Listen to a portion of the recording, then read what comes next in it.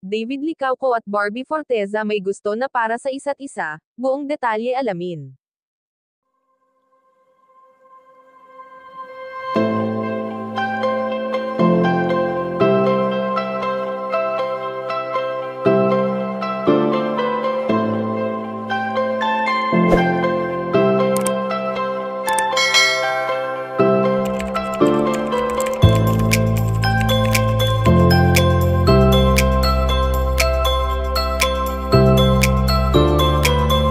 Sa kasalukuyan nga ay makikita natin ang pagiging masaya ng tambalang barde sa kani-kanilang buhay na talagang deserve nila kung ano ang mayroon sa kanila ngayon.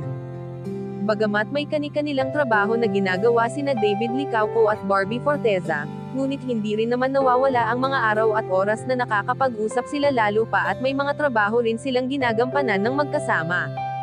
Alam naman natin kung gaano iniingatan at inaalagaan ng tambalang barda ang isa't isa, na minsan pa nga ay nasabi ng pambansang ginoo na si David Licauco na she cares so much about Barbie Forteza. Marami rin ang nakakapansin na hindi lamang on-screen ang closeness na mayroon sa kanilang dalawa, maging sa totoong buhay ay ganito na rin nila tinatrato ang isa't isa na talaga namang nagbibigay kilig sa bawat isa sa kanila. Subalit sa ngayon nga ay ayon sa aming impormasyon na nakalap na pareho ng gusto sina David Licauco at Barbie Forteza ang pagkakaroon ng baby na makikita natin sa larawan na ito.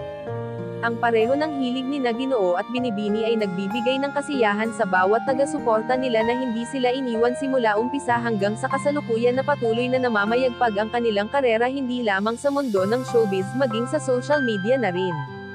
Kayo mga ka-chika, anong masasabi nyo dito? Please leave the comment and don't forget to subscribe.